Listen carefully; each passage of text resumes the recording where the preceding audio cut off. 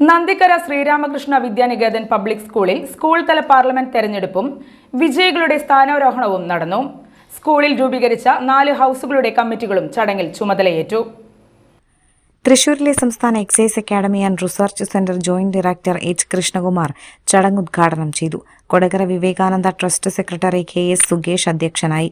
Principal KR Vijayalakshmi തെരഞ്ഞെടുക്കപ്പെട്ട parliament അംഗങ്ങൾക്ക് സത്യവാചകം ചൊല്ലിക്കൊടുത്തു.